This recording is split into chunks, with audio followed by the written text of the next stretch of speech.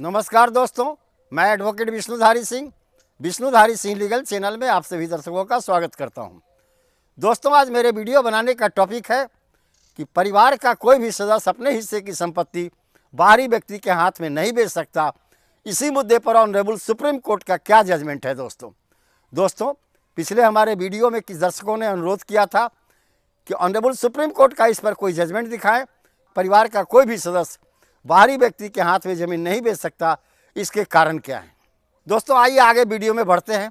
जैसा कि आप जानते हैं दोस्तों कि संपत्ति दो तरह की होती है, चल और अचल। अचल संपत्ति जो होती है दोस्तों, वो भी दो प्रकार के होते हैं, एंसेस्ट्रल प्रॉपर्टी यानी पैतृक संपत्ति, और सेल्फ एक्वायर प्रॉपर्टी यानी आपकी अपनी खरीदी हुई संपत्ति। सेल्फ एक्वायर प्रॉपर्टी में हिस्से का कोई ज़रूरत नहीं है, क्योंकि वो आपकी खरीदी हुई है, उसमें दूसरे परिवार का कोई शेयर नहीं है। लेकिन एंसेस्ट्रल प्रॉपर्टी में जो पैतृक संपत्ति है दोस्तों, उसके अंदर में आपके जितने भी परिवार हैं उन लोगों का शेयर है दोस्तों। तो इसी परिस्थिति में जब एंसेस्ट्रल प्रॉपर्टी आपके घर में है और वहाँ पर उसमें आपका शेयर है और आप चाहते हैं कि उस संपत्ति को हम बाहर वाले के हाथ से बेच दें, ऐसी परिस्थिति में हिंदू सक्सेशन एक्ट का सेक्शन 22 भी आपको मना करता है दोस्तों।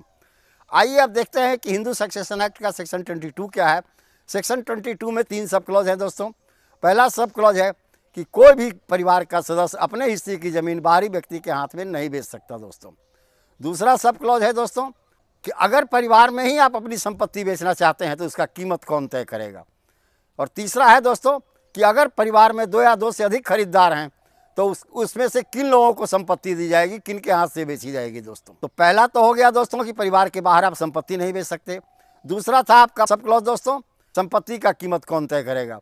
दोस्तों, संपत्ति का कीमत आप अपने भाई से तय करें जिनको आपका अपना हिस्सा बेचना है। अगर दोनों में सहमति नहीं बनी तो उसी संपत्ति का कीमत माननीय न्यायालय के द्वारा तय किया जाएगा।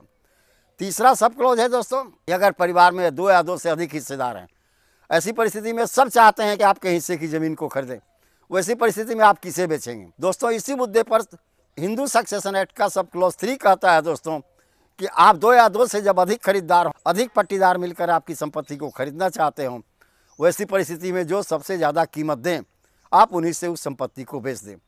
अगर सब मिलकर कीमत तय नहीं करते हैं, ऐसी परिस्थिति में कोर्ट के द्वारा उस संपत्ति की कीमत निर्धारित की जाएगी। जितना कीमत कोर्ट के द्वारा निर्धारित कर दिया जाएगा उसी कीमत पर आपको संपत्ति बेचना है दोस्तों। तो आइए दोस्तों, अब आप ऑनरेबल सुप्रीम कोर्ट के उस जजमेंट को देखते हैं जिसके द्वारा इस सेक्शन 22 हिंदू सक्सेशन एक्ट का समर्थन किया गया है।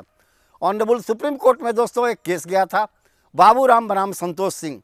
ये 7 मार्च 2019 को इस पर ऑनरेबल सुप्रीम कोर्ट ने अपना जजमेंट सुनाया दोस्तों। सबसे पहले हम आते हैं दोस्तों बाबूराम बनाम संतोष सिंह के फैक्ट को समझने। इस केस में तथ्य क्या था दोस्तों। संतोष सिंह और नथुराम अपने सहोदर भाई थे। नथुराम को अपने हिस्से की संपत्ति बेचने की जरूरत पड़ी। नथुराम ने उस संपत्ति को बाहर के एक व्यक्ति बाबूराम के हाथ से बेच दिया। संतोष सिंह का तो पहला अधिकार था, चूँकि वो उनके भाई थे। उन्होंने इस मुद्दे पर ऑब्जेक्शन उठाया। बाबूराम ने मानने से इनकार किया। दोस्तों, जब संतोष सिंह ने ट्रायल कोर्ट में मुकदमा दायर किया, यह कहते हुए कि हमारे भाई नथुराम ने हमसे पूछा ही नहीं कि मुझे अपने हिस्से की ज़मीन बेचना है और बाबूराम के हाथ से बेच दिया। लेकिन ऐसी परिस्थिति में दोस्तों सभी बिंदु पर ट्रायल करने के बाद ट्रायल कोर्ट ने जो है संतोष सिंह के प्लेंट को डिसमिस कर दिया, यह कहते हुए कि उनकी अपनी संपत्ति थी, अपना शेयर था, वो किसी को भी बेच सकते हैं। दोस्तों, तब संतोष सिंह डिस्ट्रिक्ट जज के कोर्ट में गया अपील फाइल करने। वहाँ पर उनका अपील एडमिट हो गया और एडमिट होने के बाद डिस्ट्रिक्ट जज ने यह फैसला सुनाया, नथुराम को जो भी अपनी संपत्ति बेचनी थी पहले अपने भाई संतोष सिंह से पूछ लेता, तब वो बाहर के आदमियों से बेचता। ऐसी स्थिति में अपील अलाउ कर दिया गया और संतोष सिंह के पक्ष में फैसला हो गया कि सेक्शन 22 हिंदू सक्सेशन एक्ट के अनुसार पहला अधिकार खरीदने का भाई की संपत्ति को एक भाई को है। तब दोस्तों बाबूराम जो उस संपत्ति का खरीदार था, ऑनरेबल हाई कोर्ट चला गया अपील फाइल करने। ऑनरेबल हाई कोर्ट ने भी उनके अपील को खारिज कर दिया। तब बाबूराम ऑनरेबल सुप्रीम कोर्ट चला गया।